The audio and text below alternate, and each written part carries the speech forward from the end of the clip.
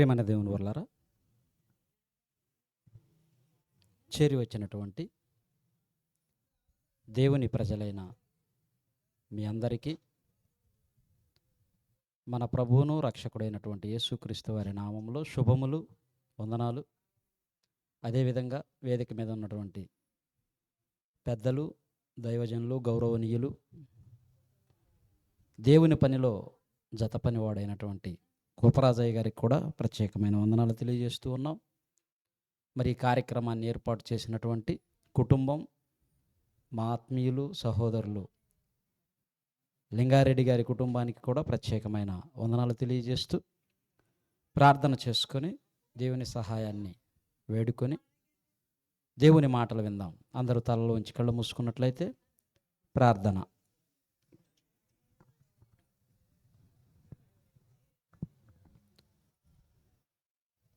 మహాపరిశుద్ధుడు అయిన దేవ, జీవాధిపతి అయిన తండ్రి, మీరిచ్చిన సమయాన్ని బట్టి కృతజ్ఞతలు తండ్రి. తండ్రి, ఇంతటి మహాభాగ్యాన్ని మా అందరికీ ప్రసాదించినందుకు మీకు కృతజ్ఞతలు, స్తుతులు, స్తోత్రములు. తండ్రి, తరలిక పట్ల మీరు చేసిన గొప్ప కార్యానికై కృతజ్ఞతలు చెల్లిస్తున్నాం. కుటుంబాన్ని ప్రేమించి మీరు ఏర్పాటు చేసినటువంటి ఈ కార్యక్రమమును బట్టి తండ్రి, అనేక మందికి మీ గురించి తెలియచేసే భాగ్యాన్ని, మా బ్రతుకులు ఎలా ఈ భూమి మీద కొనసాగించాలో తెలుసుకునే అవకాశాన్ని, అదృష్టాన్ని మాకు ప్రసాదించినందుకు మీకు కృతజ్ఞతలు. ఎటువంటి ఆటంకాలు లేకుండా తండ్రి, సమస్తము మీ నామ మహిమార్థమై ఉండునట్లు సహాయము చేయండి. సమస్తమును అనుకూలపరచమని క్రీస్తు పేరిట ఈ ప్రార్థన అడుగుచున్నాము తండ్రి, ఆమెన్.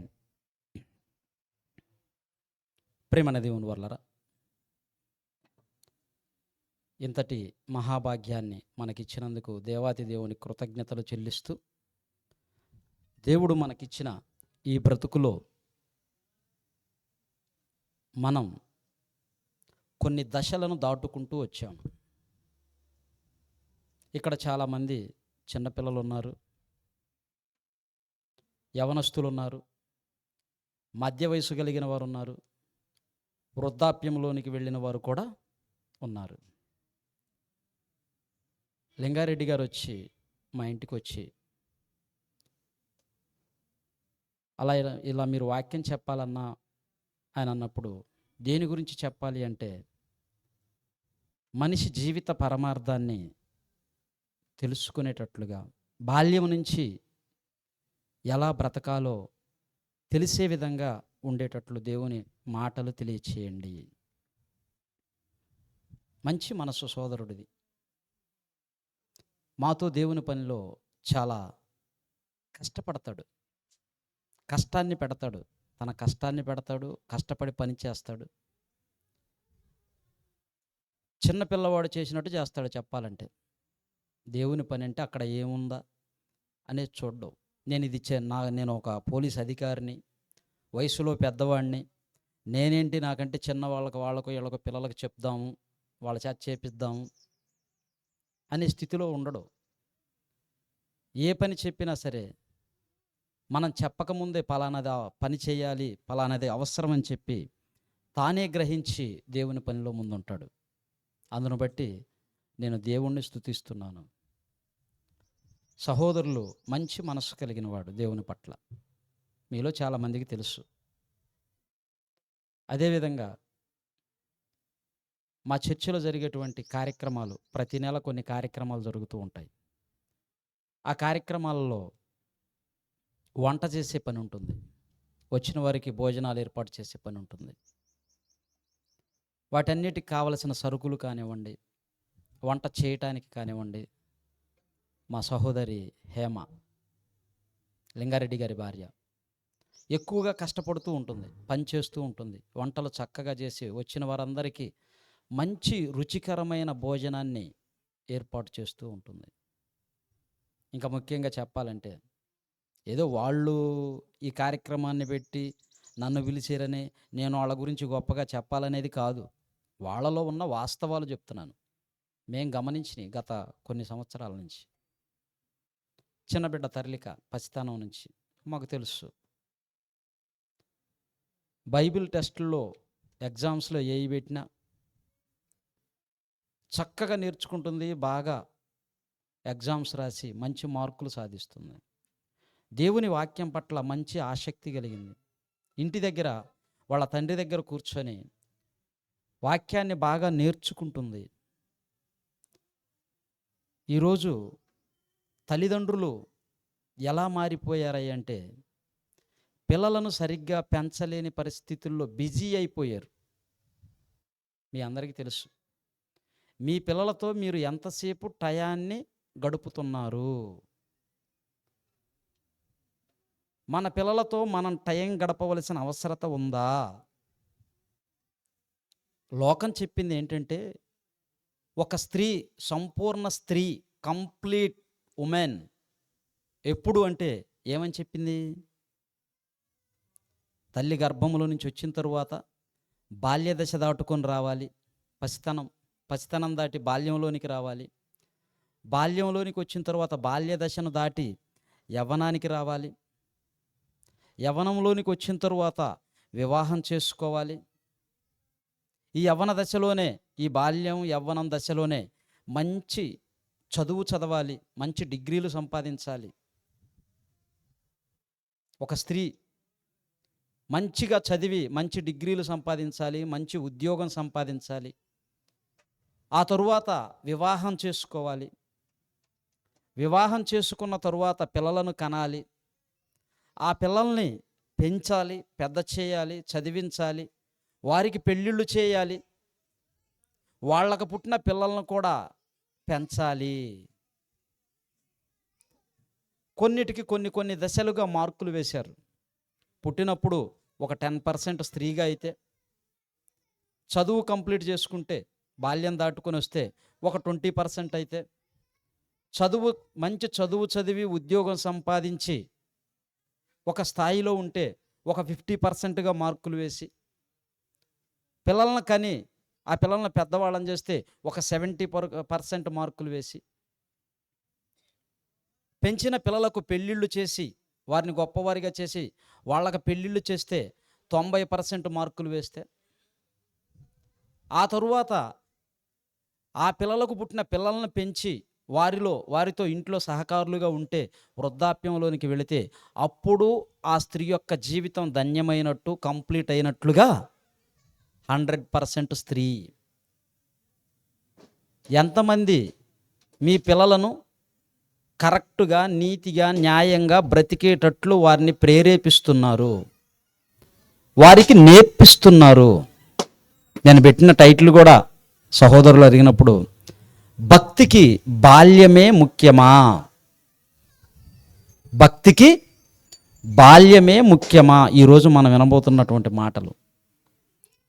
ప్రేమన దేవుని వర్లారా, ఒక స్త్రీని పుట్టిన దగ్గర నుంచి వృద్ధాప్యంలోనికి వెళ్ళి కంప్లీట్ స్త్రీగా ఎప్పుడయ్యంటే 100% మార్కులు వేస్తుంది. మనవరాల్లో పుడితే వాళ్ళని పెంచి పెద్ద చేస్తే అప్పుడు కంప్లీట్ స్త్రీగా చెప్తున్నారు. ప్రేమన దేవుని వర్లారా, మంచిదే, కాదని అంటలేదు. చక్కగా చదువుకోవాలి, వివాహం చేసుకోవాలి, పిల్లల్ని కనాలి, ఆ పిల్లల్ని పెంచాలి, వారి బాధ్యతలు కూడా వీరు నెరవేర్చాలి. మరి నీకు తల్లి గర్భములో నుంచి ఈ భూమి మీదికి రావటానికి కారకుడయ్యాడే ఎవరు? మీ అమ్మ మీ నాన్న అనుకుంటున్నావా? మీ అమ్మ మీ నాన్న కాదు. మీ అమ్మని నాన్నని పుట్టించిన తండ్రి ఉన్నాడు, దేవుడు. మనల్ని అందరినీ పెంచి పోషిస్తున్న దేవుడు ఉన్నాడు. నీకు గాలినిచ్చాడు, నీరునిచ్చాడు, ఆహారాన్ని ఇచ్చాడు, అన్నిటినీ ఇచ్చాడు. నేను స్త్రీగా పుట్టాలి అనుకుని పుట్టిన వాళ్ళు ఎవరన్నా ఉంటే చెయ్యొత్తండి. నేను కావాలని స్త్రీగా పుట్టాలి అనుకొని ఈ పులివెందల ప్రాంతంలోనే, ఈ కడప జిల్లాలోనే పుట్టాలనుకొని పుట్టాను అన్నవాళ్ళు స్త్రీలు ఎవరైనా ఉన్నారా? ఎనీబడి? నేను పురుషుడుగా పుట్టాలి అనుకుని పుట్టిన వారు ఎవరైనా ఉన్నారా? అంటే నీ పుట్టుక వెనుక నీ ప్రమేయం లేదు. పోనీ నిన్నే కనాలని నీ తల్లి కానీ తండ్రి కానీ అనుకుని కన్నారా? అది కూడా లేదు. నీ పుట్టుక వెనుక నీ ప్రమేయం లేదు, నీ తల్లిదండ్రుల ప్రమేయం లేదు. పోనీ శాస్త్రవేత్తలు కానీ డాక్టర్లు కానీ ఏమన్నా చేయగలరా? చాలామంది 10, 20, 30 సంవత్సరాలు అయింది వివాహం అయి పిల్లలు లేకుండా ఉండారు. ఎవరిచ్చారు? దేవుడివ్వాలి, దేవుడివ్వాలి. కానీ ఒక మహాతల్లి ఉంది. ఆ తల్లి ఏం చేస్తుందో, భర్త మీద ఎలా కొట్లాట పెట్టుకుంటుందో ఒక సందర్భాన్ని మనం చూద్దాం. ఆదికాండం 30వ అధ్యాయం చూడండి. ఆదికాండం 30వ అధ్యాయం మొదటి వచనం. రాహేలు తాను యాకోబునకు పిల్లలు కనకపోవుట చూచి తన అక్కయందు అసూయపడి యాకోబుతో, నాకు గర్భఫలము నిమ్ము, లేని ఎడల ఏం చేస్తుందంట? చచ్చిపోతానంటుంది. భర్త ఇస్తాడా? నువ్వు దేవుని సన్నిధికి వెళ్ళి దేవుని దగ్గర మొరపెట్టి దేవుణ్ణి అడగాలి, దేవా నన్ను కనికరించు.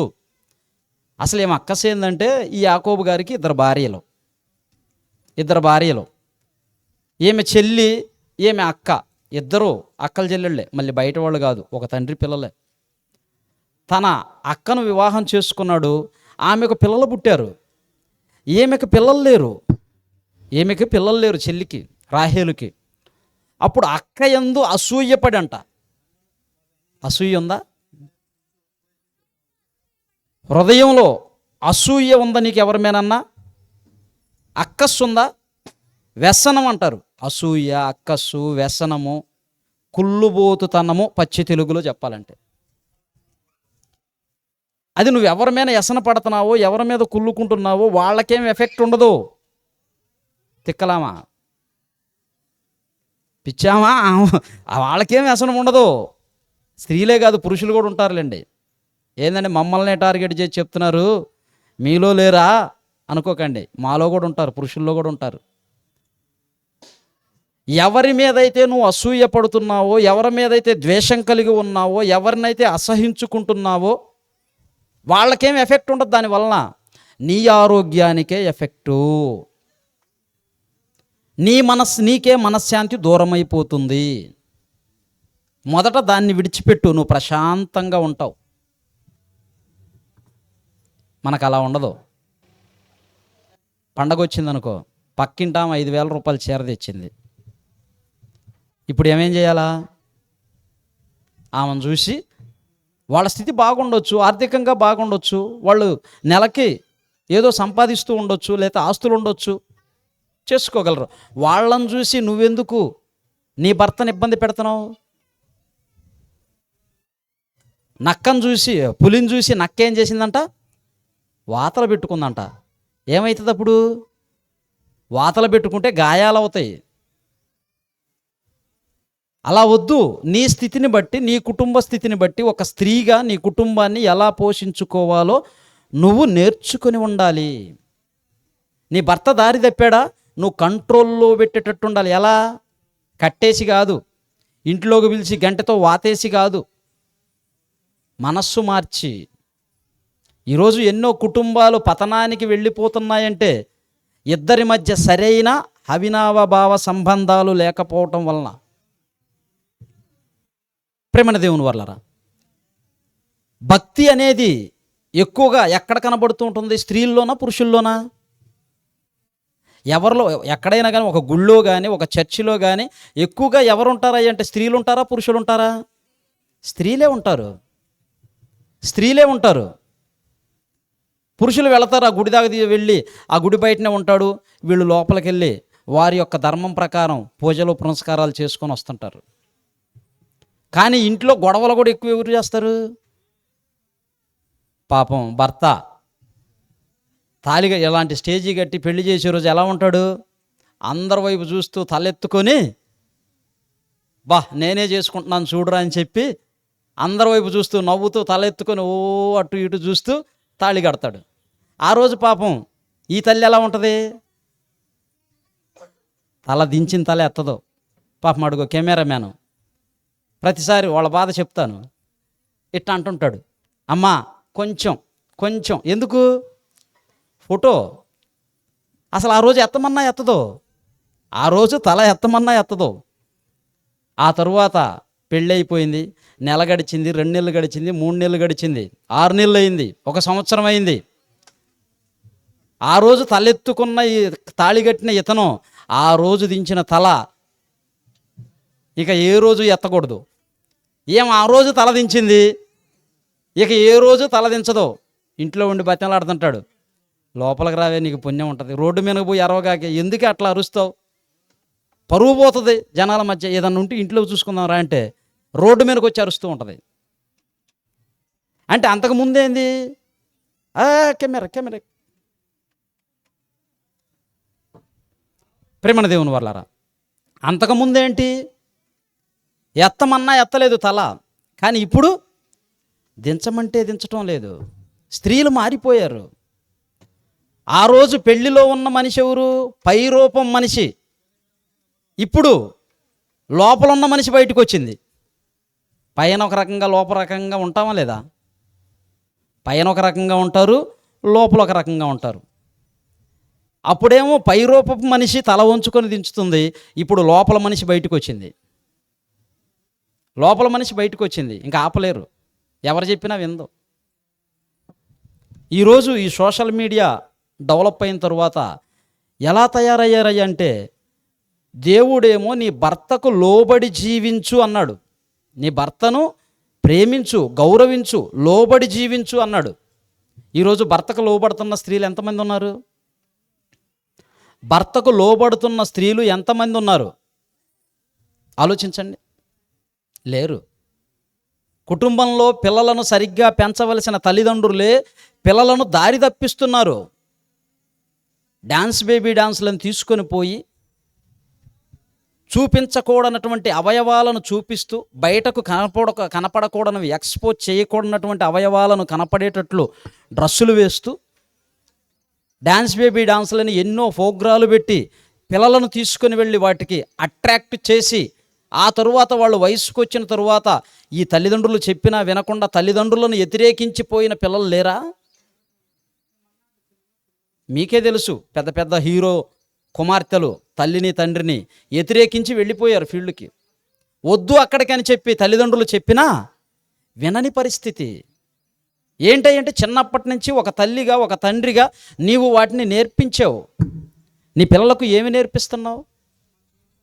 బాల్యం అనేది చాలా ప్రాముఖ్యమైంది. ఎందుకంటే దేవుడు పసిపిల్లలను మనకి ఎందుకు ఇచ్చాడు అంటే ఎంటీ మైండ్తో ఇచ్చాడు. వాళ్ళ మైండ్లో, వాళ్ళ మనస్సులో నువ్వేమి నింపాలంటే ప్రేమ, జాలి, దయ, కరుణ, కృప, ఇలాంటి వాటిని నింపాలి. కసాయితత్వం, దుర్భాష, చేయకూడనివి, తాగకూడనివి, ఇవ్వకూడదు వాళ్ళకి. ఈరోజు ఎంతోమంది పిల్లలను సరిగ్గా పెంచలేకపోతున్నారు. ఆ తరువాత మా దగ్గరకు వస్తారు, అయ్యా ఏదన్నా ఉంటే ఇటు నుంచి వెళ్ళండి, మీరు చాలా డిస్టర్బ్గా ఉంది, తిరుగుతూనే ఉన్నారు.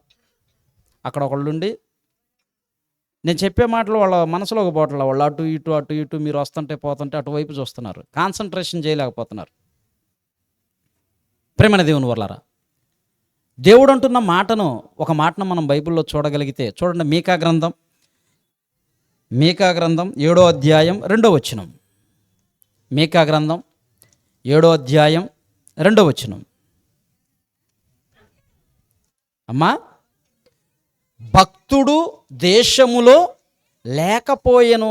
మనం అనుకుందేంటి, ఎక్కడ చర్చిల్లో చూసినా స్త్రీలు ఎక్కువ ఉంటారు, ఎక్కడ గుడుల్లో చూసినా స్త్రీలు ఎక్కువ ఉంటారు. ఎంతోమంది భక్తులు ఉన్నారు, స్త్రీలే కాదు పురుషుల్లో కూడా భక్తులు ఉన్నారు, ఎంతోమంది భక్తులు ఉన్నారు. ప్రపంచవ్యాప్తంగా ఉన్న మనుషులను కానీ, లేదా మన ఇండియాలో ఉన్న 140 కోట్ల మందిని ఎంచుకుంటే భక్తులు ఎక్కువ ఉంటారా, భక్తిహీనులు ఎక్కువ ఉంటారా? భక్తులే ఎక్కువ ఉంటారు. ఎక్కడో ఒక 5%, 2% దేవుణ్ణి నమ్మనోళ్ళు ఉంటారు. ఏ దేవుడన్నా కానీ వాళ్ళ ఆచారాల ప్రకారం, వారి ధర్మం ప్రకారం నమ్మిన వారు భక్తులుగా ఉన్నారు దేవునికి. కానీ ఇక్కడ గ్రంథకర్త ఏమంటున్నాడు అంటే, దేశములో భక్తుడు లేకపోయెను. అదేంటి ఎందుకు తిరుగుతున్నారో నాకు చాలా డిస్టర్బ్గా ఉంది. ప్రేమణ దేవుని వల్లారా, దేశములో భక్తుడు లేకపోయెను. అంటే లేరా?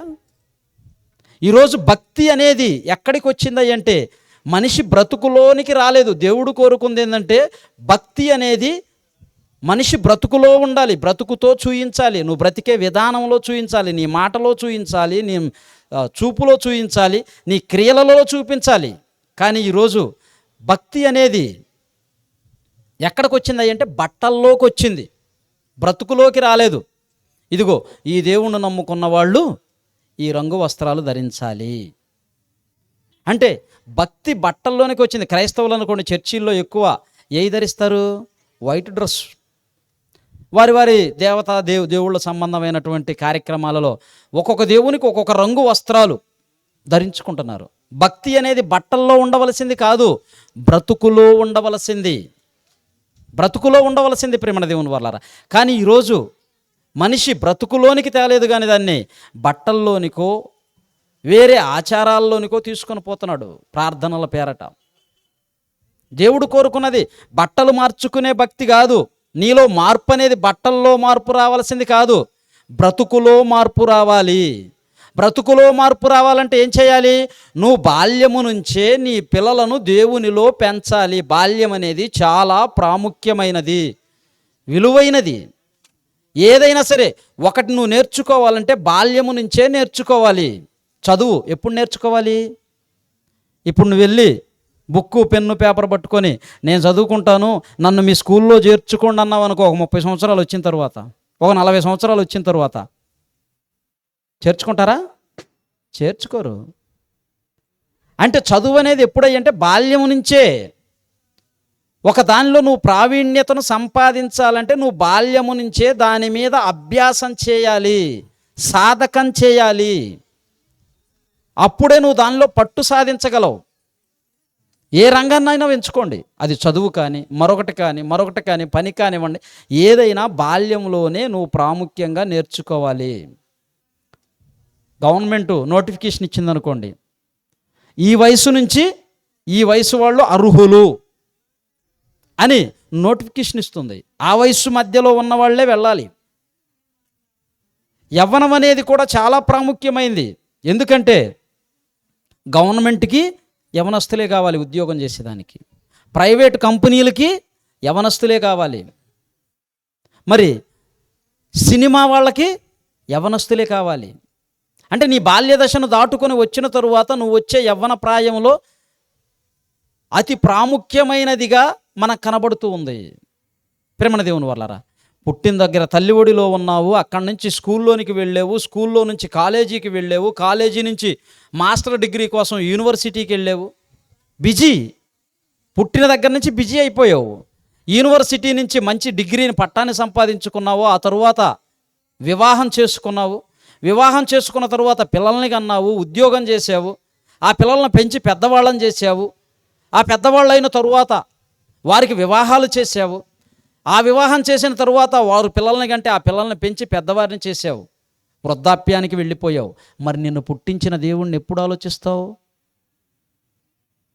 ఖాళీ ఉందా? నీ తండ్రి ఎవరో నీకు తెలిసిందా? నిన్ను పుట్టించిన దేవుడు లేదు. Busy life. భక్తి అనేది ఎప్పుడయ్యా అంటే చిన్న వయసులో భక్తిలోనికి వచ్చారు. నీకు ఏమంటారు? ఇప్పుడేంటిరా భక్తి నీకు? భక్తి అనేది నువ్వు ఇప్పుడు చేసేది కాదు, ఎప్పుడో అన్ని పనులు అన్ని దశలు అయిపోయి చివరి దశలో వృద్ధాప్యంలోనికి వెళ్ళిన తరువాత అప్పుడు ఏదో కృష్ణ రామ అనుకుంటూ భక్తి చేసుకోవాలి. ఇప్పుడు నీ ఈ వయసులో నీకు భక్తి ఏంటి? ఇప్పుడు చేసేది కాదు అని చెప్తున్నారు. ఈ వయసు ఎలాంటిదయ్యా అంటే చాలామంది చెప్తారు, యవ్వనం అనేది మున్నాల ముచ్చట, ఈ వయసులోనే తినాలి, ఈ వయసులోనే తిరగాలి. ఎవరయ్యా చెప్పింది? మోసం చేస్తుంది, నిన్ను మోసం చేస్తున్నారు. నీ వయసు వచ్చింది నువ్వు తినటానికి తిరగటానికి కాదు. యవ్వనంలో నేను ఎలా ఉన్నానో తెలుసా అంటాడు. ఏంటయ్యా ఏం చేసేవి అంటే నేను పచ్చిపేడ దొక్కితే 16 ఒక్కలైందిరా అంటాడు. అమ్మో, పచ్చిపేడ దొక్కితే 16 ఒక్కలైందంట యవ్వనంలో. నేను మీసం మీద నిమ్మకాయలు నిలబెట్టాను, మా వంశం ఏమనుకుంటున్నావు? ముసలోడి కావా? వృద్ధాప్యానికి రావా? భక్తి అనేది ఎప్పుడో ముసలితనంలో చేసేది కాదు, బైబిల్ ఏం చెబుతుంది? భక్తి అనేది నువ్వు ఎప్పుడో వృద్ధాప్యంలోనికి వెళ్ళినప్పుడు చేసేది కాదురా. ఎప్పుడు నువ్వు భక్తిగా ఉండాలంటే, ఎప్పుడు నువ్వు దేవుల్లో ఉండాలంటే, ప్రసంగి గ్రంథం 12వ అధ్యాయం 1వ వచనంలో ఏం చెప్తుందో చూడండి.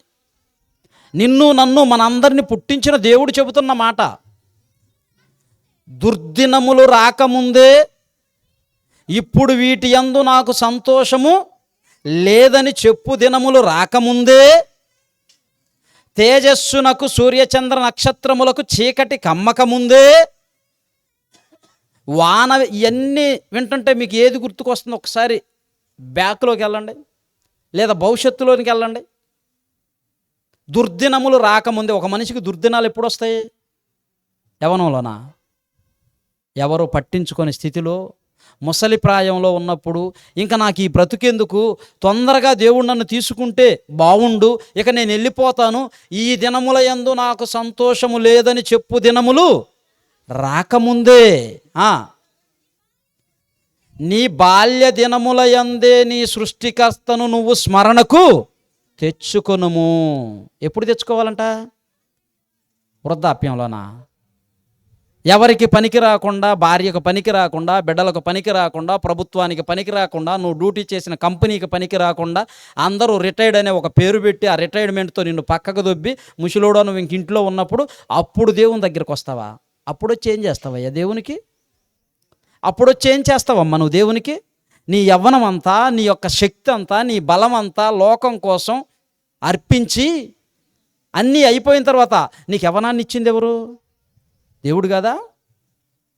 నువ్వు పసిగా 2 కేజీల ముద్దగా పుట్టినప్పుడు అక్కడి నుంచి నీకు సమస్తాన్ని అందించి పెంచి పెద్ద చేసింది ఎవరు? దేవుడు. తల్లిదండ్రులు కదండి అనవచ్చు. తల్లిదండ్రులు నీకేమి ఇవ్వగలరు? అన్నం పెట్టగలరు, వస్త్రాలు ఇవ్వగలరు. గాలిని తయారు చేస్తారా? సూర్యుడిని తయారు చేస్తారా? చంద్రుడిని తయారు చేస్తారా? భూమిని చేస్తారా? ఇవన్నీ దేవుడిచ్చేయి. దేవుడిచ్చేవి మనుషులు ఎవ్వరూ కూడా ఇవ్వలేరు. ఏ ప్రభుత్వము ఇవ్వలేదు, ఏ దేశము ఇవ్వలేదు. సూర్యుడిని ఏ దేశం పెట్రోల్ పోసి మండిస్తుంది, కట్టెలు వేసి మండిస్తుంది? కోట్ల సంవత్సరాల నుంచి మండుతూనే ఉన్నాడు. వేడిలో తేడా లేదు, ఎక్కడ తగ్గిపోలేదు. ప్రతిరోజు టైంకి ఉదయిస్తున్నాడు. మనుషులు నడిపించే బస్సులు లేటు, ట్రైన్లు లేటు, విమానాలే లేటు. సూర్యుడు లేటా? లేదు. వర్షం కురిపించాలి ఎవరు? దేవుడు. నిన్ను పోషిస్తుంది, నిన్ను పెంచుతుంది, పెద్ద చేసింది దేవుడు, మీ అమ్మా నాన్న కాదు. నీ బాల్యము నుంచి నువ్వు యవ్వన దశకు వచ్చావంటే ఏదో మీ అమ్మా నాన్న తాడుగట్టి సాగబీగితే సాగలేదు, పెరగలేదు. ఎవరి వలన పెరిగావు? దేవుని వలన.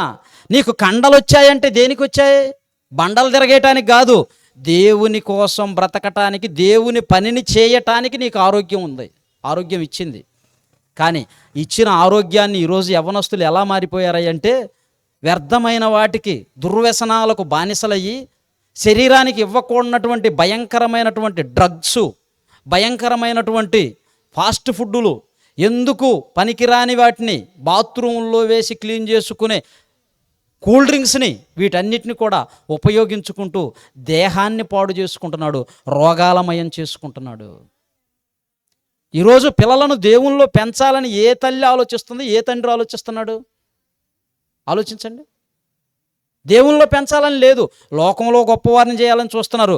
నువ్వు లోకంలో గొప్పవారిని చేస్తే వాడిని భక్తిలో పెంచకుండా నీ ఇష్టానుసారంగా నువ్వు డాక్టర్ అవ్వాలనుకున్నావు, నువ్వు కాలేదని నీ కొడుకునో కూతురునో డాక్టర్ని చదివించి డాక్టర్ చేయాలనుకుంటున్నావు, నీ ఇష్టాన్ని నెరవేర్చాలనుకుంటున్నావు నీ పిల్లల రూపంలో. మరి దేవుని ఇష్టాన్ని నువ్వు లోకం కోసం వాళ్ళని పెంచితే ఒకరోజు వాడు ఎదురు తిరిగి నీ గుండెల మీదే నిన్ను గుద్దుతాడు, తెలుసా? భక్తిగా పెంచకపోతే వాడే, ఎవరైతే నువ్వు పెంచావో నీ కుమార్తెనో నీ కొడుకునో దేవుని భక్తిలో గనక పెంచకపోతే ఏమవుతుంది అంటే ఒకరోజు వాడు యవ్వన ప్రాయానికి వచ్చిన తరువాత లోకంలో స్నేహాలన్నీ నేర్చుకొని తిరిగి వాడే నీ గుండెల మీద గుద్దే స్థితిలోనికి వస్తాడు. ఆ రోజు అయ్యో, మా దగ్గరికి ఎంతోమంది తల్లులు వస్తుంటారండి, వచ్చి అయ్యా నా కుమారుడు తాగుబోతుడయ్యాడయ్యా, నా కుమారుడు తిరుగుబోతుడయ్యాడయ్యా, మా మాట వినటం లేదయ్యా, మా మీద తిరగబడుతున్నాడయ్యా, వాడు ఏదన్నా పని చేసిన ఆ కష్టాన్ని తీసుకొచ్చి మాకు ఇవ్వటం లేదయ్యా, తల్లిదండ్రులుగా మమ్మల్ని గౌరవించటం లేదయ్యా. ఎందుకు గౌరవిస్తాడు? పసితనంలో వాడికి నేర్పవలసినటువంటి దేవుని మాటలను, భక్తిని నువ్వు నేర్పించలేదు. ఆ చేతులు గాలిన తరువాత ఆకులు పట్టుకుంటే ప్రయోజనం ఏంటి? ముందే నువ్వు భక్తిలో పెంచాలి పిల్లల్ని. అందుకే బైబిల్ అంటుంది, నీ బాల్య దినముల యందే నీ సృష్టికర్తను నువ్వు స్మరణకు తెచ్చుకో. స్మరణకు తెచ్చుకో. బాల్యం అనేది చాలా ముఖ్యమైనది. సమూయేలు గ్రంథం చూడండి. సమూయేలు మొదటి గ్రంథం 17వ అధ్యాయం 33వ వచనం. సమూయేలు మొదటి గ్రంథం 17వ అధ్యాయం 33వ వచనం. సౌలు ఈ ఫిలిప్పీయుని ఎదుర్కొని వానితో పోట్లాడుటకు నీవు బలము చాలదు, నీవు బాలుడవు, వాడు బాల్యము నుండి వాడు యుద్ధాభ్యాసము చేసినవాడు. గొలియాత్ ఎవరంట? బాల్యము నుంచే, పసితనము నుంచే అభ్యసించిన వాడు, యుద్ధములో ప్రావీణుడు. అలాంటి వాడిని నువ్వెలా ఎదుర్కొంటావయ్యా దావీదు? అంటే ఏదైనా ఒకటి మనం నేర్చుకోవాలంటే బాల్యం నుంచే దానిపై సాధన చేయాలి, నేర్చుకోవాలి. అప్పుడే దానిలో మంచి పట్టును సాధిస్తాం, స్కాలర్స్ అవుతాం. తల్లిదండ్రులుగా ఏం చేస్తాం? మన కుమారుడికో మన కుమార్తెకో సైకిల్ను కొనిస్తాం. చిన్నపిల్లలైతే కింద పడో మీద పడో సైకిల్ నేర్చుకుంటారు. ఒక 50 సంవత్సరాలు 40 సంవత్సరాలు వచ్చిన అతన్ని నువ్వు వెళ్ళి సైకిల్ నేర్చుకొని సైకిల్ చేతగాని అతనికి సైకిల్ ఇచ్చావనుకో, నేర్చుకోవటం కష్టమా ఈజీయా? కష్టం. ఎందుకు? అది ఎప్పుడో బాల్య దశలోనే నేర్చుకోవాలి, అప్పుడే ఈజీగా ఉంటుంది. ఈ వయసులో పొరపాటున కింద పడ్డాడు అనుకో, కాలు ఇరుగుతుందో చెయ్యి ఇరుగుతుందో, కష్టం. అందుకే బాల్య దశలోనే నేర్చుకోవాలి. మీరు మీ పిల్లలకు సైకిల్ కొనివ్వగలరు? కొనిస్తాం లేదా? అందరం కొనిచ్చగలం. సైకిల్ కొనివ్వగలం. దాన్ని కష్టపడి సాధన చేసి నేర్చుకోవాల్సింది ఎవరు? పిల్లవాడు. వాడు కష్టపడి సాధన చేయాలి. ఎవరు సాధన చేస్తే వారికే వస్తుంది. నేను సాధన చేసి నా కొడుకు సైకిల్ ఇచ్చాను అనుకోండి, నా సాధన వాడికి రాదు. భక్తి అనేది కూడా బాల్యము నుంచే సాధన చెయ్యాలి, భక్తిలో పెంచాలి. అలా పెంచిన ఎంతోమంది భక్తులు ఉన్నారు. వారి జీవితాలను మనం చూస్తే, ఒక యవ్వనస్తుడి జీవితాన్ని మనం ఆలోచిద్దాం. అతను భక్తిగా పెరగటం వలన ఎలా నిలబడ్డాడో మనం చూస్తే, ఆదికాండం చూడండి. ఆదికాండం 39వ అధ్యాయం 6వ వచనం. ఆదికాండం 39వ అధ్యాయం 6వ వచనం. అతడు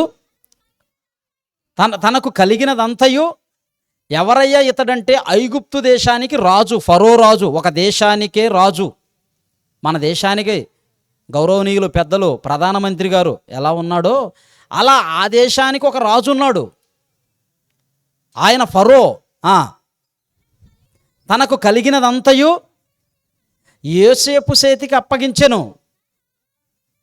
తాను ఆహారము తినుట తప్ప తనకు ఏమి ఉన్నదో ఏమి లేదో విచారించిన వాడు కాదు. యోసేపు రూపవంతుడును సుందరుడునై ఉన్నాడు. ఎలాంటి వాడంట యోసేపు? నీలాగే చక్కని వాడంట. మనం అద్దం ముందుకు వెళ్ళి చూసుకుంటాం కదా, దాన్ని ఎంతో చక్కగా అపురూపంగా తయారు చేసుకుంటాం. నువ్వు ఎంత కర్రీగా ఉన్నా దాన్ని చూసుకొని మురిసిపోతూ ఉంటాం. ఎంత నల్లగా ఉన్నా, ఎంత పొట్టిగా ఉన్నా, ఎంత పొడుగ్గా ఉన్నా దాన్ని మాత్రం చాలా ప్రేమిస్తాం. అవునా కదా? మంచిదే, ప్రేమించు, తప్పని నేను అంటలేదు. నీకు ఆ దేహాన్ని ఇచ్చిన దేవుణ్ణి జ్ఞాపకం చేసుకున్నావు అద్దం ముందుకు వెళ్ళినప్పుడు? నీకు ఇచ్చాడే అందమైన అపురూపమైన ఈ రూపాన్ని అద్దంలో చూసుకున్న నువ్వు ఏ రోజైనా దేవునికి కృతజ్ఞతాస్తుతులు చెల్లించావా? దేవా, ఇంత మంచి ఆకారాన్ని ఇచ్చావు, 2 చేతులు ఇచ్చావు, కాళ్ళు ఇచ్చావు, వేళ్ళు ఇచ్చావు, వేళ్లకు గోళ్ళు ఇచ్చావు, నోరిచ్చావు, నోటిలో పళ్ళు ఇచ్చావు 32. ఈ 32 పళ్ళతో నమలటానికి ఎన్నో ఆహారపు పదార్థాలను పెట్టావు ప్రకృతిలో. నాకు ఇచ్చిన ఈ 60 కేజీలు 70 కేజీల ఆకారాన్ని పోషించటానికి నువ్వు ఇన్నిటిని చెయ్యాలా? నీ నోటిలో ఉన్న బెత్తడు నాలుకను సంతృప్తి పరచటానికి దేవుడు ఎన్నిటిని చేశాడండి. ఎన్ని కూరగాయలు, ఎన్ని మాంసకృతులు, ఎన్ని చేపలు, ఎన్ని కోళ్ళు, ఎన్ని మేకలు. ఎవరిస్తున్నారు ఇవన్నీ? దేవుడు పుట్టిస్తున్నాడు. తెలుసా? నా దగ్గర డబ్బు ఉంది కదా అనుకుంటున్నావేమో. నీ దగ్గర డబ్బులుంటే 500, 1000 రూపాయలు, 2000 నోటుంటే నీ కడుపు నిండదు. నాకు డబ్బు ఉందో సరిపోతుంది అనుకుంటున్నావా? నీ దగ్గర ఉండ 500 నోటు 5 ముక్కలు చేసి ఇంట్లో ఉండ 5గురు మింగండి, కడుపు నిండుతుందా? నిండదు. ఏం కావాలి? నీ కడుపు నిండాలి, నీ ఆకలి తీరాలంటే ఏం కావాలి? ప్రకృతిలో దేవుడు పెట్టిన ఆహారపు పదార్థాలు కావాలి. డబ్బుంటే సరిపోదు. అనిల్ అంబానీ కొడుకు చాలా డబ్బు ఉంది, కానీ మొన్న మైకి పట్టుకుని ఏడ్చాడు. ఏంటి డబ్బుండి ప్రయోజనం ఏంటి? వచ్చిన రోగం లక్షల కోట్లు ఉంది, కానీ పోదు. నీకు ఇచ్చిన ఆరోగ్యం ఏంటనుకుంటున్నావు? దేవుడు నాకేం చేశాడంటావా? ఏంటయ్యా, నీకు అందమైన అపురూపమైన దేహాన్ని ఇచ్చాడయ్యా, లోపల ఎన్నో అవయవాలను పెట్టాడయ్యా, విలువైన అవయవాలను, ఎంతో విలువ పెట్టిన దొరకనటువంటి అవయవాలను, గుండెను, కిడ్నీలను, లివర్ను, ఇలాంటి విలువైన అవయవాలను లోపల భద్రం చేశాడు, ప్యాక్ చేశాడు, భద్రపరిచాడు. తెలుసా? ఇక్కడ భక్తుడు బాల్యము నుంచే, ఎవరై ఆయన? యేసేపు గారు అనే ఒక యేసేపు గారు ఉన్నాడు. ఆయన కానాను దేశం నుంచి ఐగుప్తులోనికి వెళ్ళాడు, బానిసగా వెళ్ళాడు, రాజు ఇంట్లో చేరాడు, రాజు ఇంట్లో పనిచేసేవాడుగా ఉన్నాడు. ఆ యవనస్తుడు ఎలా ఉన్నాడయ్యా అంటే, బాల్యంలో వెళ్ళిన ఇతను ఎప్పుడు వెళ్ళాడు? బాల్య దశలో వెళ్ళాడు. అక్కడి నుంచి తల్లిదండ్రుని విడిచి, కానాను దేశం నుంచి విడిచి వెళ్ళి ఐగుప్తు దేశంలో ఒక ఫరో రాజు ఇంట్లో బానిసగా పనిచేస్తూ ఉన్నాడు. అలాంటి వాడు కొన్ని సంవత్సరాలు గడిచే కొద్దీ యవ్వన ప్రాయానికి వచ్చాడు. ఎలా ఉన్నాడంటే నమ్మకంగా ఉన్నాడు. ఫరో ఇంట్లో నమ్మకంగా ఉన్నాడు. ఎంత నమ్మకమయ్యా అంటే, ఫరో అతన్ని ఎంతగా నమ్మాడంటే, తనకు ఏముందో ఏమీ లేదో కూడా చూసుకొని పరిస్థితిలోనికి వెళ్ళిపోయాడు. భోజనము తప్ప ఇక ఏదున్నా మొత్తం అతనే చూసుకుంటాడు. రాజు ఏం పట్టించుకోడు.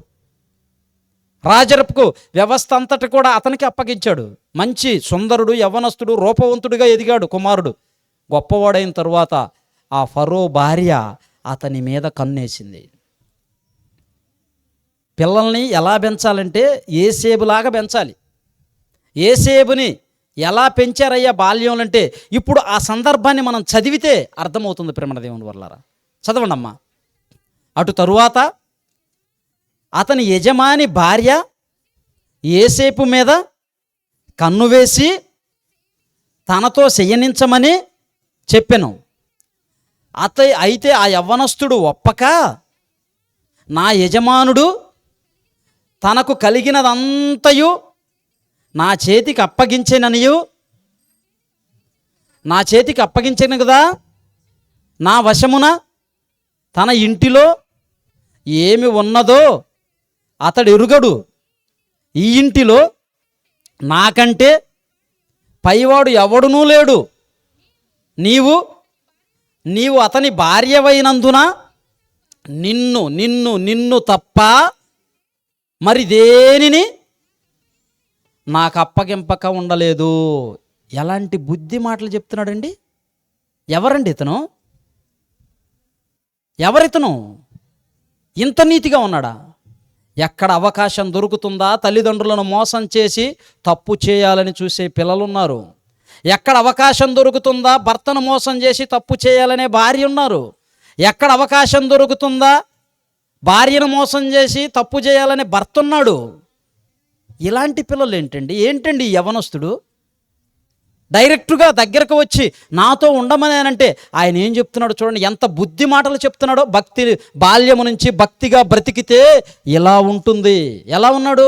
నిన్ను తప్ప సమస్తమును నా యజమానుడు నాకు అప్పగించాడు గనుక, నెక్స్ట్, కాబట్టి నేనెట్లు ఇంత ఘోరమైన ఈ దుష్కార్యమును చేసి దేవునికి విరోధముగా పాపము కట్టుకొనను.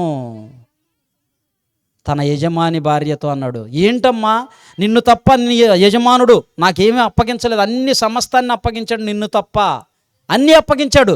కానీ ఇదిగో దేవుని దృష్టికి నేను విరోధినవుతాను, దేవుని దృష్టికి నేను పాపం చేయకుండా ఉండాలి. ఎక్కడ నేర్చుకున్నాడండి? ఎప్పుడు నేర్చుకున్నాడండి? అతని పరిస్థితి ఏంటో తెలుసా? కన్న తల్లి లేదు పక్కన, కన్న తండ్రి లేడు, తోబుట్టువులు లేరు, ఎవ్వరూ లేరు. ఒక దేశానికి బానిసగా అమ్ముడుపోయాడు. ఎప్పుడు పసితనంలో అమ్ముడుపోయాడు. యవ్వన ప్రాయం వరకు అక్కడ ఉన్నాడు. అక్కడ ఉన్నప్పుడు యవ్వన ప్రాయానికి వచ్చిన తరువాత స్త్రీలు కానీ పురుషులు కానీ వాళ్ళ హావభావాలు కానీ, ఈరోజు చూడండి ఈ మొబైల్స్ అరిచేతి అంత మొబైల్ చేతిలోనికి వచ్చిన తరువాత ఈడు ఎక్కడున్నా, బెడ్రూమ్లో ఉన్నా, బాత్రూంలో ఉన్నా, ప్రపంచం అంతా ఈడి చేతిలోనే ఉంటుంది. అన్ని లాకులు పెట్టుకొని తల్లిదండ్రులకు తెలియకుండా ఏవేవో చేస్తూ భయంకరంగా చెడిపోతున్నారు ఈరోజు యువత. వాళ్ళు తయారు చేసింది మంచికే, మంచి పని కోసమే. కానీ మంచికి ఎంత వాడుకోవడం? 1% కూడా మంచికి వాడటం లేదు. 1% కూడా లేదు, ఎక్కడో 001. ఈరోజు సమాజం అంతా పాడైపోతుంది. ఈ సెల్లు ఇలానే పెట్టుకొని ఈడేమంటాడు, ఫోన్ చేయంగానే ఫోన్ చెవిలో పెట్టి సైలెంట్గా వెళ్ళిపోతాడు, మెల్లగా మాట్లాడుకుంటూ. ఎవరన్నా నీకు ఫోన్ చేశారనుకో, నువ్వు లేడీ కావచ్చు, నీకు ఫోన్ చేసినప్పుడు ఫోన్ దగ్గర పెట్టుకొని అన్నయ్య చెప్పండి అన్నయ్య వందనాలు అన్నయ్య అన్నారనుకో, అతని ఆలోచన ఏమైపోద్ది? వర్కౌట్ కాదు. మరలా రెండోసారి చేస్తాడు. మరలా రెండోసారి చేసిన అన్నయ్య వందనాలు అన్నయ్య, బాగున్నారా అమ్మ నాన్న బాగున్నారా, మంచిది అన్నయ్య చెప్పండి అన్నయ్య అని మాటకి అన్న, లేదా చిన్నవాడు అనుకో తమ్ముడు చెప్పు తమ్ముడు అని అన్నావు అనుకో, 1-2 సార్లు ఫోన్ చేస్తాడు. మూడోసారి వాడి ప్లాన్ వర్కౌట్ అవ్వలేదు, వెళ్ళిపోతాడు. నువ్వు కూడా ఫోన్ చేసినప్పుడు చెప్పు చెల్లి, అక్క చెప్పండి అక్క, వందనాలు అక్క, చెప్పండి అక్క అన్నావు అనుకో, ఆమె ఆలోచన వర్కౌట్ కాలేదు. 2 సార్లు 3 సార్లు చేస్తాడు, ఆ తర్వాత విరమించుకుంటారు. అలా కాకుండా చెవులో పెట్టి చాటుకెళ్ళి చెప్పు అన్నావు అనుకో, ఆ తర్వాత ఏం జరిగింది తెలుసా? చెప్పు తీసుకొని కొడతారు తెలుసా. తస్మాత్ జాగ్రత్త. నీ మాట బాగుండాలి, నీ చూపు బాగుండాలి, నీ ఆలోచన బాగుండాలి. సమాజం బాగుండాలంటే మొదట మనం బాగుండాలి. వాడు బాగోలేడు, ఈడు బాగోలేడు, ఆమె బాగోలేదు. మొదట నీ దగ్గర నుంచే ప్రారంభించాలి. ప్రతి వ్యక్తిని ప్రేమించు, ప్రతి వ్యక్తిని గౌరవించు. చూసావా యవనస్తుడు ఎలా ఉన్నాడో? ఇప్పటికి స్టిల్ 3500 సంవత్సరాలు, ఇంచుమించు 4000 సంవత్సరాలు ఇప్పటికీ యేసేపు గారు భూమి మీద జీవించి ఎప్పటికీ కూడా ఆయన గురించి ఎంత గొప్పగా చెప్పుకుంటున్నాం అంటే దేన్ని బట్టి చెప్పుకుంటున్నాం? అతను బ్రతికిన బ్రతుకును బట్టి. ఎప్పుడో పసితనంలో తల్లిదండ్రి దగ్గర ఉన్నప్పుడు విన్న మాటలను మనసులో పెట్టుకొని కొన్ని సంవత్సరాలు గడిచినా, యవ్వన ప్రాయానికి వచ్చినా, పసితనంలో విన్న మాటలను మనసులో పెట్టుకొని మహానుభావుడు అక్కడ మాట్లాడుతున్న మాట, అమ్మా నా యజమానుడికి నేను ద్రోహం చేసేవాడిని కాదు, నా దేవునికి విరోధముగా నేను పాపము చేసి ఎంత దుష్కార్యమును అంటగట్టుకునేవాడిని కాదు. తర్వాత ఏం జరిగిందో తెలుసా? అతను ఒప్పుకోకపోతే, అదంతా చదువుకుంటూ పోతే టైం అవుతుంది కనుక చెప్తున్నాను, ఒప్పుకోకపోతే ఆంతను పట్టుకుంటుంది, విడిచిపెట్టుకొని లాక్కొని వెళ్ళిపోతాడు. ఆ వెళ్ళిపోయే క్రమములో తన పైన ఉన్న వస్త్రం, టవల్ అంటారు కదా, టవలేనా ఇక్కడ అనేది, కండువా అంటారు, టవల్ అంటారు, పై వస్త్రం, అది పట్టుకొని తన దగ్గర పెట్టుకుంటుంది. ఇతను జారబిక్కొని వెళ్ళిపోయిన తరువాత ఈమె ఆ వస్త్రాన్ని దగ్గర పెట్టుకొని, యజమానుడు రాజు వచ్చే సమయానికి తన వస్త్రాలు చింపుకొని, జుట్టంతా పాడు చేసుకొని, విరబూసుకొని, ఎవరో తనను బలవంతం చేసినట్లుగా ఏడుస్తూ ఉంది. వచ్చాడు యజమానుడు. ఏం జరిగిందంటే, ఇదిగో నువ్వు తెచ్చి పెట్టేవుగా ఇంట్లో ఒకడిని తెచ్చి ఇంట్లో పెట్టావు కదా, వాడు చేశాడు ఈ ఘనకార్యం, నన్ను ఈ ఘనకార్యం అంటే చూడండి ఎంతటి మహా కార్యక్రమానికి, ఎంత భయంకరమైనటువంటి కార్యక్రమానికి ఆమె ఒడిగట్టిందో. అప్పుడు ఆ యజమానుడు అతన్ని పిలిపించి 2 సంవత్సరాలు చెరసాలలో ఉన్నాడు, జైల్లో వేయించాడు. ఆ తరువాత ఒక సమయం వచ్చింది. ఆ సమయం వచ్చినప్పుడు దేవుడే అతన్ని తీసుకుని వచ్చి, అతను చేసింది అబద్ధం, సాక్ష్యం లేదు. ఆ తరువాత అతను ఎక్కడికి వెళ్ళిపోయాడంటే, ఆ దేశానికే ప్రధానమంత్రి స్థానంలోనికి వెళ్ళాడు యేసేపు గారు. కొన్ని సంవత్సరాలు ఆ దేశాన్నంతటిని పరిపాలించాడు. నువ్వు తప్పు చేయకపోయినా నీ మీద నిందపడవచ్చు, ఓర్చుకో, సహించు. అతను అడ్డం తిరగలేదు, వాదించలేదు, వెళ్ళిపోయాడు. ఏదో ఒక సమయం వస్తుందని దేవుడి మీద నమ్మకంతో. అలా యేసేపు గారులాగా బ్రతికే వాళ్ళు ఎవరున్నారు? అసలు ఇతనికి ఎలా వచ్చిందని, ఈ గుణం ఎలా వచ్చిందని నేను ఆలోచించానండి. ఇతను బ్యాక్ హిస్టరీ ఏంటి, ఇతను పితరులు ఎలా ఉన్నారయ్యా అని చూస్తే, అతని పితరుడైన యాకోబు గారు ఉన్నాడు. యాకోబు గారు ఎవరు? యేసేపు గారికి తండ్రి. యాకోబు గారు ఎలా ఉన్నాడయ్యా అంటే, ఈయన కూడా తల్లిని తండ్రిని విడిచిపెట్టి మేనమామ ఇంటికి వెళ్ళిపోయాడు పసితనంలో. వెళ్ళిన తరువాత అక్కడ మేనమామ ఇంట్లో పనిచేస్తూ ఆ పనిలో ఉంటూనే అక్కడ మేనమామ కూతుర్నే పెళ్లి చేసుకోవాలని డిసైడ్ చేసుకున్నాడు. తప్పు చేసి కాదు. మేనమామ కూతుర్ని ఇందాక అనుకున్నాం కదా, రాహేలు భర్తతో గొడవ పడిందని. ఆ మహాతల్లిని ప్రేమించాడు. మామతో చెప్పాడు, మామ నీ చిన్న కూతుర్ని నేను పెళ్లి చేసుకుంటాను, నాకు వివాహం చెయ్యి అని అడిగాడు. అరే అట్లయితే నా కూతుర్ని నీకు వివాహం చేయాలంటే నువ్వేం చేయాలో తెలుసా, నా దగ్గర 7 సంవత్సరాలు బానిసత్వం చేయాలి, అప్పుడే నీకు నా కుమార్తెనిచ్చి వివాహం చేస్తానన్నాడు. Very good, okay. ప్రేమించాడు కనుక ఏం చేశాడు అంటే 7 సంవత్సరాలు ఆ ఇంట్లో దాస్యత్వంలో పనిచేశాడు యాకోబు గారు. పనిచేసి, మామ మరి 7 సంవత్సరాలు అయిపోయింది, ఇప్పుడు నీ కుమార్తెనిచ్చి నాకు పెళ్లి చేయంటే చేస్తాను ఓకే అని చెప్పి పెళ్లి చేశాడు. ఎలా చేశాడు? రాత్రిపూట, అప్పుడేం కరెంట్ ఉందా? 4000 సంవత్సరాల క్రితం కరెంట్ ఉందా? లేదు. రాత్రిపూట మనకి పెళ్ళిళ్ళలో తెరగడతారు కదా, తెరగడతారు లేదా అడ్డం, పెళ్లి కూతురికి పెళ్లి కొడుకు మధ్యలో తెరగడతారు. ఆ తెరగట్టి ఎవరిని కూర్చోబెట్టాడయ్యా పెళ్లి కూతురు అంటే? యాకోబు కోరిన అమ్మాయిని కాదు, ప్రేమించిన అమ్మాయిని కాదు, వాళ్ళ అక్కను కూర్చోబెట్టాడు. వాళ్ళ అక్కను కూర్చోబెట్టి చీకట్లో పెళ్ళి అయిపోయింది. తెల్లవారిన తరువాత చూశాడు. ఏంటయ్యా అంటే, అదేంటి మామ నన్ను ఇంత మోసం చేసావంటే, అయ్యా అల్లుడు, మా సాంప్రదాయం ప్రకారం పెద్దది ఇంట్లో ఉండగా చిన్నదానికి పెళ్లి చేయకూడదు కనుక అందుకని పెద్దామెనిచ్చి నీకు పెళ్లి చేశాను, ఇది మా సాంప్రదాయం అన్నాడు. మరి ఎట్లా ఇప్పుడు నా పరిస్థితి? నాకేమో పైగా ఆమె ఏమైనా ఎలా ఉందయ్యా, ఆరోగ్యంగా ఉందంటే ఆరోగ్యం లేదు. వాళ్ళ అక్కకి జబ్బు కళ్ళు, రోగగ్రస్తురాలు.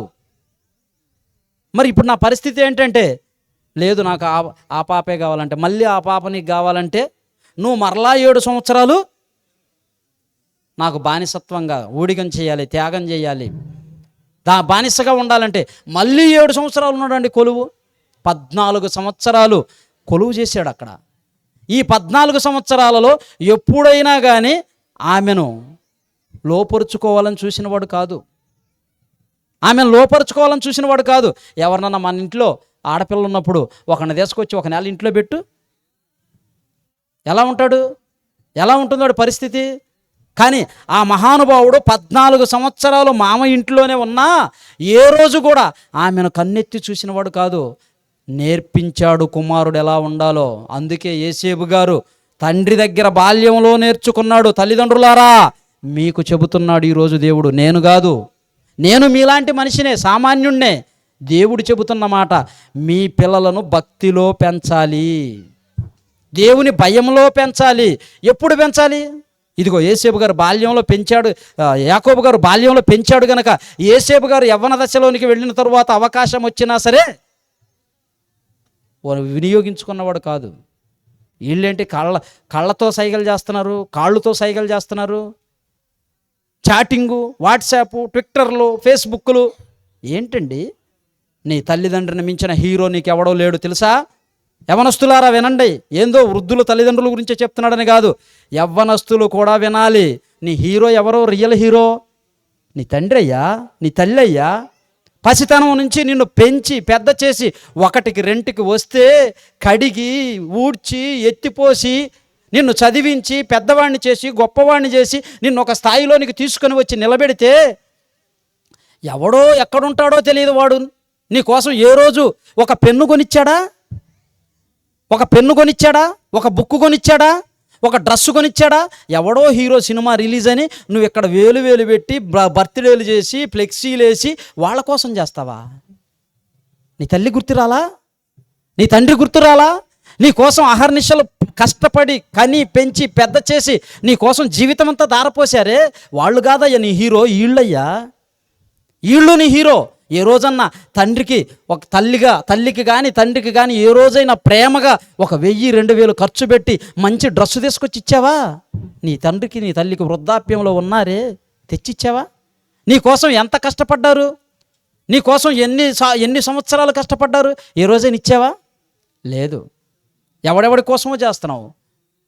చిన్నప్పటి నుంచి ఈడేమి ఇవ్వలేదు, ఏమీ చెప్పలేదు. అబ్బా నీ ముక్కు భలే ఉంది అన్నాడు అనుకో, పెంచిన తల్లిదండ్రులు ఎటు పోతారో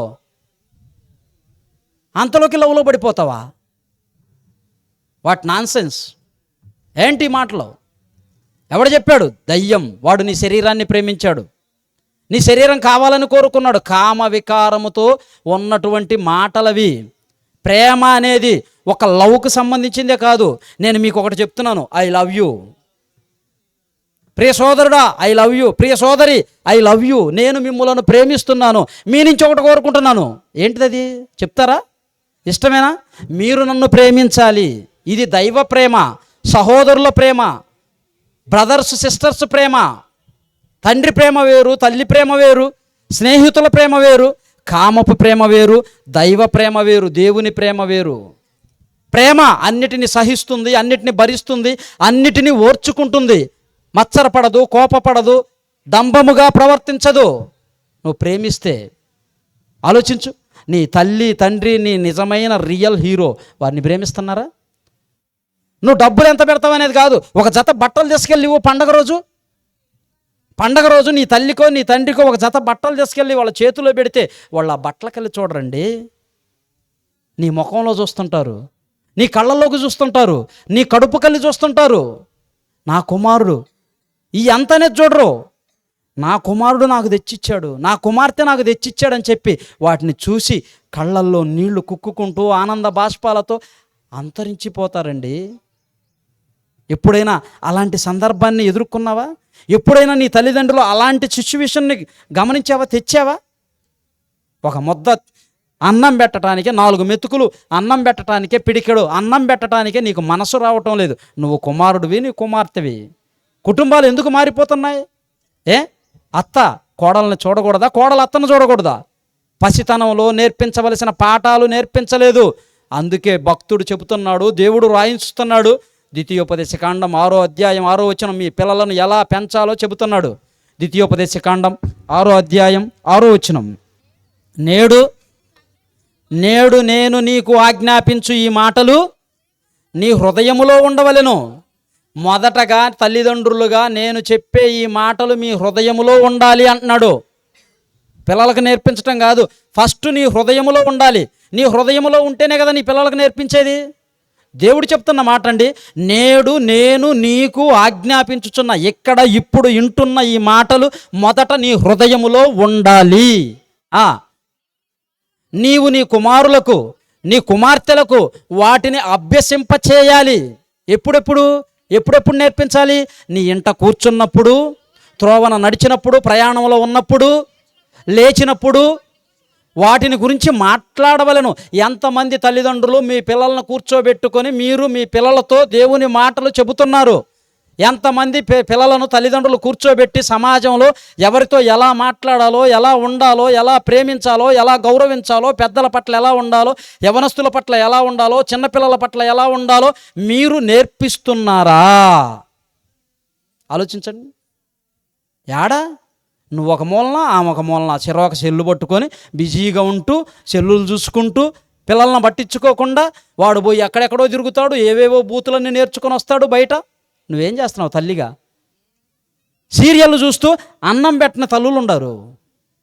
వాడు అన్నం తినలేదని సెల్లిచ్చి అన్నం పెట్టే తల్లులు ఉన్నారు. ఏం చేస్తున్నారు? మీ పిల్లల ఆరోగ్యాన్ని మీరు చెడగొట్టడం లేదా? మీ పిల్లల బ్రతుకులను మీరు చెడగొట్టడం లేదా? మన పిల్లల బ్రతుకులను మనం చేతులారా మనమే చెడగొట్టుకొని పెద్దయిన తరువాత వాడు ఏటికో బానిసలైతే ఆ తరువాత ఏడుస్తూ ఉంటాం, కృంగిపోతూ ఉంటాం. ఏంటి ప్రయోజనం?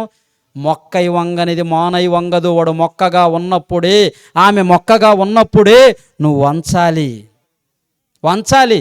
మానైన తరువాత ఉంచుతానంటే వంగదు, ఇరిగిపోతుంది. చాలా మంది చచ్చిపోతున్నారు. ఎందుకు అనుకుంటున్నారు? అడిగినవి ఇప్పించలేదని, తల్లిదండ్రులు కోరినవి ఇప్పించలేదని ఉరిపెట్టుకొని సూసైడ్ చేసుకొని ఎన్నో విధాలుగా చనిపోతూ ఉన్నారు. ఎందుకు? వాడు ఎందుకొరకు బ్రతకాలో, ఎలా బ్రతకాలో పసితనం నుంచి నువ్వు నేర్పించలేదు. నీ కుటుంబంగా, నువ్వు భార్యగా, నువ్వు భర్తగా నీ పిల్లలను కూర్చోబెట్టుకొని ఒక్కసారిగా కూర్చొని అన్నం తిన్నారా? ఒక్కసారిగా కూర్చొని బైబిల్ తీసుకోనో లేకుంటే నీ దైవిక సంబంధమైన గ్రంథాన్ని చేతబట్టుకొని కూర్చొని నీ పిల్లలను కూర్చోబెట్టి నేర్పించావా? చదివించావా? లేదే. మరోడు ఎలా భక్తుడు అవుతాడు? ఆమె ఎలా భక్తురాలు అవుతుంది? కూర్చోబెట్టి నేర్పించావా? మాట్లాడించావా? లేదు. నీకు సమయం లేదు. నీ డ్యూటీ, నీ డబ్బు, నీ పని, నీ ఆస్తి, నీ పని, వీటన్నిటిని చూసుకుంటున్నాం. మరి ఫ్యామిలీని ఎవరు చూసుకోవాలా? 50% ఫ్యామిలీ, 50% నీ అదరు ఆస్తి కానీ, పనులు కానీ, ఏదైనా కానీ, అది భార్య అయినా భర్త అయినా. ఎందుకు సీరియల్ ముందు కూర్చొని ఏడుతున్నావు? అసలు సంగతి నీకు తెలుసా? అసలు సంగతి నీకు తెలుసా? వాళ్ళేమో నటిస్తున్నారా నిజంగా ఏడుస్తున్నారా?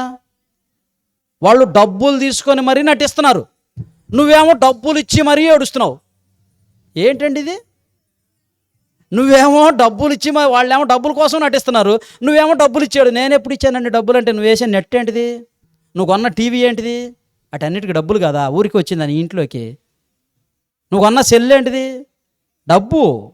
నువ్వు డబ్బులు ఇచ్చి ఏడుతున్నావు, వాళ్ళు డబ్బుల కోసం నటిస్తున్నారు. ఎందుకమ్మా ఆరోగ్యాన్ని చెడగొట్టుకుంటావు? గర్భవతులుగా ఉన్నవాళ్ళు ఆ సీరియళ్ళు సినిమాల దగ్గర కూర్చొని అలాంటి సిచ్యువేషన్ ఏది మెంటల్గా ఏడ్చే సందర్భాలు వచ్చేటప్పుడు, డిప్రెషన్లోకి వెళ్ళినప్పుడు, గర్భవతిగా నువ్వు ఆ టీవీ ముందు కూర్చొని ఆ సినిమాను ఆ సీరియల్లో చూస్తూ ఏడుస్తూ ఉన్నావు అనుకో, లోపల ఉన్న బిడ్డ ఏమవుతాడు తెలుసా? ఎందుకో మా అమ్మ ఏడుస్తుంది, వాడికి తెలియదు అనుకుంటున్నావా? డాక్టర్లు ఎందుకు చెప్తారు అనుకుంటున్నారు? అమ్మా నువ్వు పెద్ద పెద్ద సౌండ్లు వినగాక, ఎప్పుడు ప్రశాంతంగా ఉండు, దిగులు పడగాక, మంచి ఆహారాన్ని తీసుకో, ఏ పని చేయగాక. ఎందుకు చెప్తారు అనుకుంటున్నారు? పసితనంలోనే గర్భములో ఉండగానే బిడ్డలు వింటారు, వినికిడి శక్తి ఉంటుంది. వాడు నువ్వు ఇక్కడ ఏ వినిపిస్తావో ఏ చూపిస్తావో, నువ్వు చూసేవి నువ్వు వినేవి అన్నీ ఆ హావభావాలు పసితనంలో తల్లి గర్భములో ఉండగా అప్పుడే బిడ్డకు వస్తాయి. చూపించమంటారా? శాస్త్రం పుట్టక ముందు బైబిల్ చెప్పిన నిజం, 2000 సంవత్సరాల క్రితం బైబిల్ చెప్పిన పచ్చి నిజం.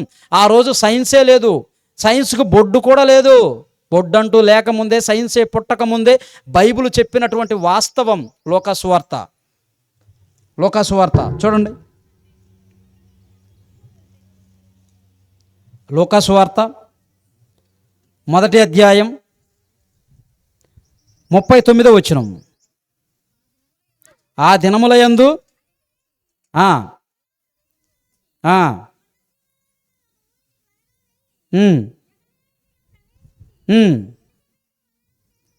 ఒక తల్లి ఉంది మరియమ్మ, ఆమె గర్భవతి, వెళ్ళి వేరే సహోదరింటికి వెళ్ళింది. అక్కడికి వెళ్ళి ఆమెకేం చెప్తుంది అంటే వందనం చెప్పింది, అంటే నమస్కారం చెప్తుంది. అప్పుడు ఎలిజబెత్ ఆమె కూడా గర్భవతి, అవతలున్న ఆమె కూడా గర్భవతి. ఆమె 6 నెలలు గర్భవతి, ఈమె 3 నెలలు గర్భవతి. ఈ 3 నెలల గర్భవతి అయినటువంటి కన్య మరియ వెళ్ళి చెప్తుంది. ఏమని చెప్తుంది? వందనం చెప్పింది. అప్పుడు ఎలిజబెత్కు 6 నెలలు గర్భములో ఉన్న శిశువు, ఈమె మరియ వందన వచనం వినగానే ఏం చేశాడంట? గంతులు వేసాడు. గర్భంలో బిడ్డ కదులుతూ ఉంటాడే, అంటే పసితనంలో గర్భములో ఉండగానే వింటాడు అన్న పచ్చి నిజం 2000 సంవత్సరాల క్రితం రాయబడింది బైబిల్లో. ఇప్పుడు చెప్తున్నాడు డాక్టరు. సైన్సు డెవలప్ అయిన తరువాత, స్కానింగ్ మిషన్లు వచ్చిన తరువాత మన పిల్లలు తల్లి గర్భములో నుంచే అభ్యాసం పొందుతారు, వింటారు, చూస్తారు. ఎవరితో? నీ కళ్ళతో చూస్తారు. నువ్వు తిన్న ఆహారాన్ని తీసుకుంటారు, నువ్వు తాగిన నీరుని తీసుకుంటారు, నువ్వు చూసినవన్నీ, నువ్వు తిన్నవన్నీ, నువ్వు త్రాగినవన్నీ ఎలా తీసుకుంటున్నాడో నువ్వు ఆలోచించేవి, నీ యొక్క ఆలోచనలే వాడికి వస్తాయి. అందుకే భయంకరమైనవి చూడకండి అంటారు, బలమైన శబ్దాలు వినకండి అంటారు. మీ పిల్లలను జాగ్రత్తగా పెంచాలి. చాలా సందర్భాలు గుర్తొస్తున్నాయి చెప్పాలంటే. మరొక ఆయన దానియేలు ఉన్నాడు, ఆయన భక్తిగా బ్రతికాడు. యేసుక్రీస్తు తల్లిదండ్రుల దగ్గర భక్తిగా బ్రతికాడు. యోహాను ఇప్పుడు తల్లి గర్భంలో ఉన్నాడే, ఆ యోహాను గారే 80వ వచనంలో చూడండి. 80వ వచనం.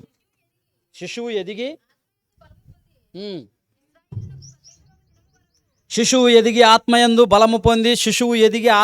బలము పొందు వరకు, ఇశ్రాయేలునకు ప్రత్యక్షమగు దినము వరకు అరణ్యములో ఉన్నాడు. ఎంతకాలం ఉన్నాడు అంటే 30 సంవత్సరాలు. తల్లిదండ్రి అండి ఎలిజబెత్, జకరియా ఏం చేశారంటే, వాళ్ళకు వృద్ధాప్యంలో ఒక కొడుకు పుట్టాడు. ముసలితనంలో, యవ్వన ప్రాయంలో పిల్లలు లేరు. ఒకరోజు దేవదూత ప్రత్యక్షమైంది. అయ్యా ఇదిగో నీకు కుమారుడు పుట్టబోతున్నాడంటే, ఆ యాజకుడైనటువంటి ఆ జకరియా గారు గుళ్ళో ఉండి అన్నాడు, నాకేంటి ఈ వయసులో నా భార్య గర్భం ఉడిగిపోయింది, ముసలిది, ఇప్పుడు కుమారుడు పుడతాడా అంటే, ఇదిగో నువ్వు నమ్మలేదు గనక నీ కుమారుడు పుట్టేంతవరకు నీ నోరు పడిపోతుంది, నువ్వు మాట్లాడలేవు అన్నాడు. గుళ్ళో నుంచి బయటకు వచ్చాడు. బయట ఉన్న జనం ఏంది, అరే పూజారి లోపలికి వెళ్ళినప్పుడు మనతో మాట్లాడి లోపలికి వెళ్ళాడు. బయటకు వచ్చేసరికి బ్యాబే అంటున్నాడు. ఏందిరా బ్యాబే, ఏంటి అయ్యగారు, ఏంటి మీరు బ్యాబే బ్యాబే మాటలు రాలా, అర్థం కాలేదు. అప్పుడు మరలా ఇంటికి వెళ్ళాడు. ఇంటి దగ్గరికి వెళ్ళి భార్య దగ్గరికి కూడా వెళ్ళి బాబే అంటే, ఏంది నా దగ్గర నటిస్తున్నావా అంటారా? అవే నాకు జ్వరం వచ్చింది బాగలేదే అన్నాడు అనుకో, నిజమా?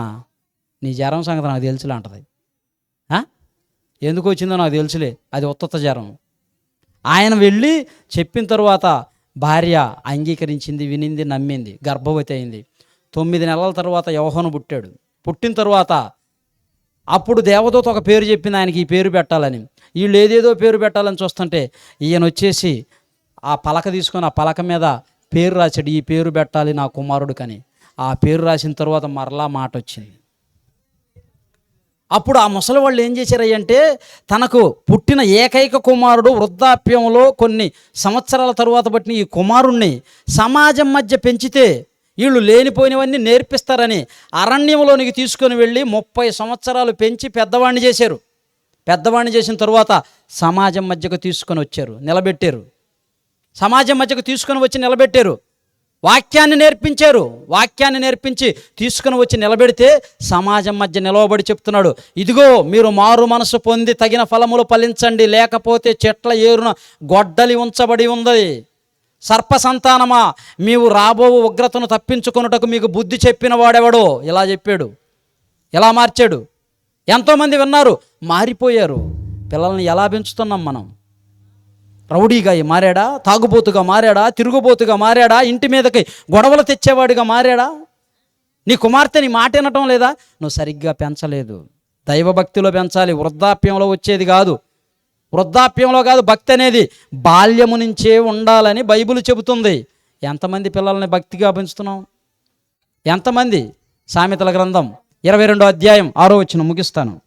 సామెతల గ్రంథం 22వ అధ్యాయం 6వ వచనం. బాలుడు నడవవలసిన త్రోవను వానికి నేర్పుము, వాడు పెద్దవాడైనప్పుడు దాని నుండి తొలగిపోడు. వాక్యం చెప్తుంది, బాలుడు నడవవలసిన త్రోవను వానికి నేర్పుము, వాడు పెద్దవాడైనప్పుడు దాని నుండి తొలగిపోడు. నేర్పిస్తున్నావా? బస్టాండ్కి ఎలా పోవాలో నేర్పిస్తున్నావు, రైల్వే స్టేషన్కి ఎలా పోవాలో నేర్పిస్తున్నావు. నువ్వు నేర్పించినా నేర్పించకపోయినా వాడు అవన్నీ నేర్చుకుంటాడు. నువ్వు నేర్పించవలసింది ఏలు పట్టుకొని నడక కాదు చెప్తుంది, నడత. ఎలా నడుచుకోవాలి, ఎదుటివారితో ఎలా మాట్లాడాలి, ఇవి నేర్పించాలి తల్లిదండ్రులుగా మనం. మన పిల్లలకి ఇవి నేర్పించాలి. అప్పుడు వాడు పెద్దవాడైనప్పుడు దాని నుండి తొలగిపోడు. యవ్వన ప్రాయానికి వచ్చినప్పుడు ఎలా ఉన్నాడు భక్తుడు యేసేపు గారు? స్టాండర్డ్, ఎక్కడ కూడా తగ్గినవాడు కాదు, లోనైన వాడు కాదు, పాపానికి బానిసైన వాడు కాదు, పవిత్రంగా బ్రతికినవాడు. అలాంటి జీవితాన్ని మనం కలిగి జీవించాలి. మన పిల్లలను పెంచాలి దేవునిలో. మరొక మాట చూద్దాం. తిమోతికి రాసిన మొదటి పత్రిక 4వ అధ్యాయం 7వ వచనం. తిమోతికి రాసినటువంటి మొదటి పత్రిక 4వ అధ్యాయం 7వ వచనం.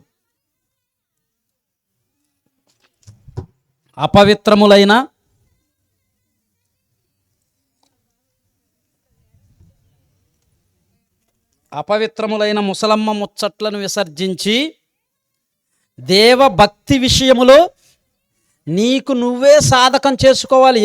ఏరే వాళ్ళు సైకిల్ నేర్చుకుంటే నీకు రాదు ఆ సాధన.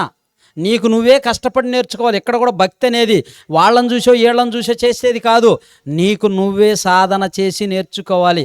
అపవిత్రమైన ముసలమ్మ ముచ్చట్లు విడిచిపెట్టి. మొన్న కూడా వాళ్ళ భార్య చికెన్ వండలేదని ఊరేసుకొని చచ్చిపోయాడు. ఒక భార్య ఏం చేసింది? కురుకురేలు తేలేదని భర్త విడాకులకి వెళ్ళింది కోర్టుకి. కురుకురే ప్యాకెట్లు ఏమ్మా నువ్వు దానికి బానిసయ్యావా? కురుకురే ఏం తెచ్చుకోలేదా? దానికి కోర్టుకు పోయి నాకు విడాకులు కావాలని. ఏందమ్మా రీజన్ ఏంది చెప్పానంటే, నాకు కురుకురే తెచ్చిమన్నాను, కురుకురే తెచ్చిలేదు. కురుకురే కోసం జీవితం బంధాన్ని తెంచుకుంటావా? అపవిత్రమైన ముసలమ్మ ముచ్చట్లు విడిచిపెట్టి. ముసలమ్మ ముచ్చట్లు ఎలా ఉంటాయి? ఒక భార్య భర్తలు ఇద్దరు ఉన్నారండి, చాలా అన్యోన్యంగా, ప్రేమగా, చాలా సంతోషంగా, ఆనందంగా ఉన్నారు. ఆ చుట్టుపక్కల ఉన్న వాళ్ళందరూ చూస్తున్నారు. ఏంట్రా వీళ్ళు ఇంత బాగుంటున్నారు, ఇంత అన్యోన్యంగా, ఇంత ప్రేమగా ఉంటున్నారు అని ఆలోచిస్తూ మంచి కుటుంబం అనుకుంటున్నారు. ఈ లోపల ఒక ఆమె ఎంటర్ అయింది. ముసలమ్మ ముచ్చట్లు అన్నారు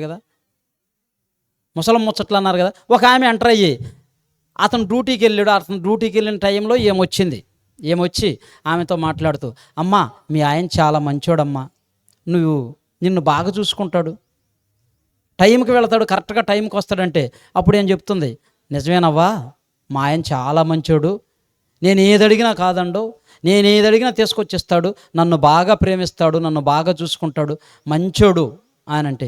నువ్వేందమ్మా ఆ ఇంటికి ఈ ఇంటికి ఎటు పక్కింటికి కూడా రావు, ఎప్పుడు ఇంట్లోనే ఉంటావు, ఒక్కదానివే ఉంటావు, మంచి లక్షణం అమ్మ, బాగుండవు, మీలాగా ఉండాలమ్మా ఆయన అన్న. మంచిదవ్వ మా ఆయన చాలా మంచోడు, మంచి అందగాడు కూడా, నన్ను బాగా ప్రేమిస్తాడు అని చెప్పింది. అన్నీ బాగానే ఉండే కానమ్మా చిన్నది ఒకటే ఆయన చెప్పింది. అవ్వ ఏం చెప్పింది, ఏం లేదమ్మా మీ ఆయన పోయిన జన్మలో ఏందంట కుక్క కాదు గాడిద. ఏ గాడిద, ఉప్పు గాడిద అని చెప్పింది. మీ ఆయన అంతా బాగానే ఉందమ్మా, నిన్ను బాగా ప్రేమిస్తాడు, బాగా అందంగా రూపంగా బాగున్నాడు, మంచివాడు, ఎటువంటి దురలవాట్లు లేవు, చెడు లక్షణాలు లేవు, నిన్ను బాగా ప్రేమిస్తాడు, కాకపోతే చిన్నది ఒకటి, మీ ఆయన పోయిన జన్మలో ఉప్పు గాడిదమ్మా, ఉప్పు బస్తాలు మోస్తూ ఉండేవాడు ఆయన అంది. అప్పుడు ఈ అమ్మాయ ఊరుకవా మా ఆయన బాగుంటే నువ్వేంది ఉప్పు గాడిదనంటే, తిక్కలదానే నేను చెప్పేది నిజం, నువ్వు టెస్ట్ చేయాలనుకుంటే రాత్రి మీ ఆయన వచ్చి పడుకుంటాడు కదా, పడుకున్నప్పుడు వెళ్ళి ఏం చేయమంది, నాకమంది, పడుకుంటాడు కదా, అప్పుడు నువ్వు వెళ్ళి ఒకసారి చెయ్యి కానీ ఏదైనా నాకి చూడు ఉప్పగా ఉంటాడో లేదో అంది. సరే ఈరోజు చెక్ చేస్తానవ్వా అంది. ఈరోజు చెక్ చేస్తానవ్వా అని చెప్పి ఎప్పుడెప్పుడు వస్తాడా అని ఎదురు చూస్తుంది డ్యూటీ నుంచి. ఎందుకు ఆశగా తొందరపడుతుంది. అతను వస్తూ ఉన్నాడు. ఈ మధ్యలో ముసలమ్మ దారిలోనే వెళ్ళి అతను కలిసి అయ్యా మీ భార్య చాలా మంచిదయ్యా, మంచి గుణవంతురాలు, మంచి బుద్ధిమంతురాలు. నిజమేనవ్వా మా భార్య చాలా మంచిది. అయ్యా మీ భార్య ఎటు పొరుగింటికి పక్కింటికి ఆ ఇంటికి కూడా రాదయ్యా, నువ్వు వెళ్ళిన కాడి నుంచి ఇంట్లోనే ఉంటుంది, బాగుంటుంది, ఎవరితో మాట్లాడదు, మంచి గుణవంతురాలంటే. నిజమేనవ్వా మా భార్య చాలా మంచిది, నన్ను బాగా ప్రేమిస్తుంది, నాకు ఏది కావాల్సన్నా వండి పెట్టిద్ది, తింటాను ఆయన చెప్పాడు. ఓకే నాయన, కాకపోతే చిన్న ప్రాబ్లం అయ్యా అంది. ఏంటవ్వా అంటే మీ ఆవిడ పోయిన జన్మలో కుక్క అయ్యా అని చెప్పింది. ఊరుకవా మా ఆవిడ కుక్క ఏంటి, అంత అందంగా ఐశ్వర్యలా ఇలాగుంటే మా ఆవిడ కుక్క అంటావంటే, అప్పుడు నాయనా నేను చెప్పేది నిజం, నువ్వు నమ్మకపోతే ఈరోజు రాత్రి గమనించు, నువ్వు పడుకున్న తర్వాత నిన్ను నాకిద్ది, కుక్క ఏం చేస్తుంది నాకుతూ ఉంటుంది కదా, నిన్ను నాకిద్ది అని చెప్పింది. ఇక ఈడు తొందరగా ఇంటికి వచ్చి వీడికి చెప్పిందిగా, గబగబా స్నానం చేశాడు, అన్నం పెట్టన్నాడు, అన్నం తిన్నారు. ఇక ఈడేం చేస్తున్నాడు, పడుకొని నిద్రపోయినట్టు నటిస్తున్నాడు. ఏం చేస్తున్నాడు, నిద్రపోయినట్టు నటిస్తున్నాడు, నిద్రపోలా. ఆమె ఏం చేస్తుంది, ఎప్పుడెప్పుడు పడుకుంటాడా నాకాలని ఆమె ఎదురు చూస్తుంది, ఎప్పుడెప్పుడు వచ్చి నాకు ఇద్దని నిద్రపోతున్నట్టు నటిస్తూ ఉన్నాడు. పడుకున్నాడు, నటిస్తూ ఉన్నాడు. ఆమె ఇక నిద్రపోయేళ్ళని వచ్చి నాకటం ప్రారంభించింది. 2 సార్లు అట్టంది. లేచాడు. ఏందే నువ్వు చేసేది అన్నాడు. గొప్పగా ఉండవు ఆయన. నాకు తెలిసే నువ్వు నేను ఏమన్నా ఉన్నా కానీ నువ్వు పోయిన జన్మలో కుక్కవే అన్నాడు. నన్నంటావా కుక్కని, నువ్వే ఉప్పుగాడిదవి, అడ్డగాడిదవి, ఆగాడిదవి, ఈగాడిదవి అని చెప్పి ఏమలేసింది. ఇక ఇద్దరు పచ్చగా ఉన్న కుటుంబం ఏమైపోయింది, చిచ్చు పెట్టింది. ముసలమ్మ ముచ్చట్లో గుర్తుపెట్టుకో, ఏ విషయమైనా ఉందంటే నీ భర్త తప్ప మూడో చెవిలోనికి, నీ భర్త తప్ప మూడో కంటిలోనికి, మూడో చెవిలోనికి నీ ప్రాబ్లం వెళ్ళిందంటే నీ కుటుంబానికి పతనం అక్కడే ప్రారంభమవుతుంది. ఆ అక్కకు చెబితే ఏమన్నా సాయం చేసిద్దేమో, ఈ అక్కకు చెబితే ఏమన్నా సాయం చేసిద్దేమో, వాళ్ళకి చెప్తే వాళ్ళు ఏమన్నా ఐడియా ఇస్తారేమో. ఇలాంటి ఐడియాలు వద్దు. ఏదైనా ఉందంటే నీ భర్తతో కూర్చొని ప్రశాంతంగా ఉన్నప్పుడు, అతను రిస్క్లో ఉన్నప్పుడు కాదు, ప్రశాంతంగా కూర్చొని అతనితో మాట్లాడి నీ ప్రాబ్లం సాల్వ్ చేసుకోవాలి. కానీ ఎవరికో చెబితే ఏదో జరుగుతుందని చెప్పి కుటుంబాన్ని కూల్చుకోవద్దు సోదరి. పురుషుడైనా అంతే. ఏదైనా ఉందంటే నీ భార్యతో కూర్చోండి, మాట్లాడుకో. నువ్వు బయటికి వచ్చి గొడవలు చేసుకొని, అల్లరి చేసుకొని, పంచాయతీ పెట్టుకొని కుటుంబాన్ని కూల్చుకునే పనిలో ఉండకూడదు. ప్రేమణ దేవుని వర్లారా, చక్కగా దేవుల్లో కుటుంబాలను కట్టుకుంటూ పిల్లలను పెంచుకునే వారముగా ఉండాలి. గౌరవించుకుంటూ, ఒకరినొకరు ప్రేమించుకుంటూ, ఒకరికొకరు లోబడుతూ దేవుని చిత్త ప్రకారం కుటుంబాలను కట్టుకునే వారముగా ఉండాలి. బాల్యం భక్తికి పునాదిగా ఉండాలి. బాల్యం నుంచే భక్తిగా ఉండాలి. బాల్యం నుంచి భక్తిగా బ్రతికిన వారే ఎంతోమంది దేవునిలో గొప్పవారయ్యారు, లోకంలో గొప్పవారయ్యారు. లోకం కోసం అర్పించకండి మీ పిల్లలను. ఇంజనీర్లు చేయాలో, డాక్టర్లు చేయాలో, అమెరికా పంపించాలో, ఆడికి పంపించాలో, ఈడకు పంపించాలో, లేనిపోయిన ఊహలన్నీ వేసుకొని ఎక్కడికో పంపిస్తే ఆఖరికి నిన్నే పట్టించుకునే స్థితికి వెళతాడు. చదివించండి, వద్దని అంటలేదు. కానీ వాటన్నిటికంటే ముందు తల్లిగా, తండ్రిగా నిన్ను గౌరవించేది, దైవభక్తిలో పెంచేది, అన్నీ సక్రమంగా చూసుకునే ఆ తరువాతనే ఏదైనా. నీకు నీ భార్య తర్వాతే ఎవరైనా, నీకు నీ భర్త తర్వాతే ఎవరైనా, మీకు మీ పిల్లల తర్వాతే ఎవరైనా. అన్నిటినీ ఇచ్చిన దేవుడు మొదట, ఆ తరువాతే ఇవన్నీ. కనుక ప్రేమ దేవుని వర్లారా, మరి ఇప్పటి వరకు చాలా సమయం అయింది. ఎన్నో మంచి మాటలు విన్నాం. ఇంకా ఈసారి ఏదైనా అవకాశం వచ్చినప్పుడు మరలా కొన్ని మాటలు విందాం. మరి కుటుంబం ద్వారా ఈ కార్యక్రమాన్ని ఏర్పాటు చేసి ఈ మాటలు అందించినందుకు మరి సోదరులు లింగారెడ్డి గారికి ప్రత్యేకమైన వందనాలు తెలియజేస్తూ ఉన్నాం. కుటుంబాన్ని అంతటిని కూడా దేవుడు ఎల్లవేళలా దీవించి ఆశీర్వదించి, మరి కుమార్తె తరలిక జీవితంలో ఎన్నో మేలులు దేవుడు అనుగ్రహించాలని, ఆ బిడ్డ దినదినము ఎదుగుచుండగా మనుషుల దయందు దేవుని దయందు వర్ధిల్లాలని, ఆ బిడ్డ జీవితకాలం అంతా కూడా దేవుని సన్నిధిలో ఒక మంచి గనురాలైన స్త్రీగా, కొనియాడబడే స్త్రీగా, గుణవతి అయిన స్త్రీగా కుటుంబాన్ని పరిపాలించే గొప్ప స్థితిలో ఉండాలని నిండు మనసుతో మనం అందరం దీవించి ఇక్కడి నుంచి సెలవు తీసుకుందాం. ఇంతవరకు ఓపికగా ఈ మాటలన్నీ విన్న మీ అందరికీ ప్రత్యేకమైన కృతజ్ఞతలు చెల్లిస్తూ తలలో ఉంచి కళ్ళు మూసుకున్నట్లయితే ప్రార్థన చేసుకుందాం. మహాపరిశుద్ధుడు అయిన దేవ, జీవాధిపతి అయిన తండ్రి, మీకు స్తోత్రములు. మీరు ఇచ్చిన సమయాన్ని బట్టి కృతజ్ఞతలు. ఇప్పటి వరకు ఎన్నో విలువైన శ్రేష్టమైన సంగతులను మేము విన్నాము, ఆలోచించాము, మీ గ్రంథంలో నుంచి చదివాము. ఎంతోమంది భక్తుల జీవితాలను ఆదర్శంగా తీసుకున్నాము తండ్రి. మేము కూడా వారి వలె మీకోసం నమ్మకంగా బ్రతికి, మీరు మాకిచ్చిన మీ పిల్లలను మీకోసం పెంచే భాగ్యాన్ని, జ్ఞానాన్ని మాకు ప్రసాదించండి. భక్తికి బాల్యమే పునాది ముఖ్యమని తండ్రి మీ మాటలను విన్నాం. మరి బాల్య దశలో ఉన్నటువంటి మీ కుమార్తె తరలికాని జ్ఞాపకం చేసుకునండి. బిడ్డ తండ్రి తన జీవితకాలం అంతా మీ కృపాక్షేమములే బిడ్డ వెంట ఉండునట్లు, ఎక్కడికి వెళ్ళినా కుమార్తె మంచి భక్తి కలిగిన స్త్రీగా, కొనియాడబడే స్త్రీగా, గనురాలైన స్త్రీగా, జ్ఞానవంతురాలైన స్త్రీగా, కుటుంబాన్ని పోషించుకొనగలిగే జ్ఞానాన్ని, కుటుంబాన్ని మీ మార్గములో, దైవ మార్గములో నడిపించుకొనగలిగే జ్ఞానాన్ని బిడ్డకు ప్రసాదించండి. కన్న తల్లిదండ్రులను దీవించండి. కుటుంబంలో ఉన్నటువంటి బంధుమిత్రులను, స్నేహితులను, చేరి వచ్చిన ప్రతి ఒక్కరిని పేరు పేరున దీవించి ఆశీర్వదించండి. ఈ మాటలు తండ్రి మా జీవితాలలో ఎప్పటికీ మర్చిపోకుండా మేము మీకోసం బ్రతికే భాగ్యాన్ని ప్రసాదించండి. ఈ ప్రాంతంలో ఉన్న కుటుంబాలన్నింటినీ జ్ఞాపకం చేసుకునండి. వీరందరి కుటుంబాలలో శాంతి, నెమ్మది, సమాధానము, ఐక్యత, ప్రేమను దయచేయమని వేడుకుంటున్నాం తండ్రి. నాయకులను, అధికారులను జ్ఞాపకం చేసుకునండి. వారు యథార్థమైన పరిపాలన చేయనట్లు సహాయం చేయండి తండ్రి. ఈ ప్రాంతంలో ఉన్న పెద్దలను జ్ఞాపకం చేసుకునండి. మీ కృపలో భద్రపరచండి. ఇంతటి మహాభాగ్యాన్ని మాకు ఇచ్చినందుకు కృతజ్ఞతలు చెల్లిస్తూ ఈ కార్యక్రమాన్ని ఎప్పటి వరకు క్షేమముగా కాపాడి మీ నామానికి మహిమక్రమంగా జరిగించినందుకు కృతజ్ఞతలు చెల్లిస్తున్నాం. మా జీవితాలను మీకోసం బ్రతికే భాగ్యాన్ని ప్రసాదించమని, చేరి వచ్చిన ప్రతి కుమారుని, ప్రతి కుమార్తెను పేరు పేరున మీరు దీవించి ఆశీర్వదించి క్షేమముగా కాపాడమని తండ్రి, ప్రతి ఒక్కరిని క్షేమముగా కాపాడమని, మా దేశాన్ని కాపాడండి, మా రాష్ట్రాన్ని కాపాడండి, మా జిల్లాని కాపాడండి, మా గ్రామాన్ని కాపాడమని క్రీస్తు పేరిట ఈ ప్రార్థన మనవలు అడిగి వేడుకొనుచున్నాము తండ్రి. ఆమెన్. అందరికీ వందనాలు.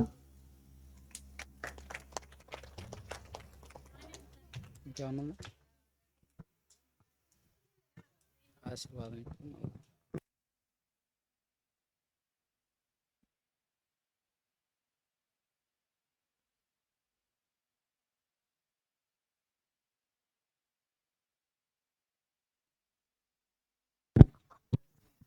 అందరూ ఒక తలలో ఉంచి కళ్ళు మూసుకున్నట్లయితే ఆశీర్వాదంతో ఈ కార్యక్రమాన్ని ముగించుకుందాం. సర్వసృష్టికి కారణభూతుడైనటువంటి కన్న తండ్రి ప్రేమయు, మనందరి ఆత్మలకు రక్షకుడైనటువంటి యేసుక్రీస్తు వారి కృపయు, పరిశుద్ధాత్ముని యొక్క అన్యోన్య సహవాసం సన్నిధి సదాకాలం మనందరికీ తోడయ్యుండి మరి ఈరోజు ఈ కార్యక్రమాన్ని జరిపిస్తున్న ఈ కుటుంబానికి చిన్న బిడ్డ తరలికాకిని జీవితకాలమంతయు తోడయ్యుండి నడిపించునుగాక ఆమెన్.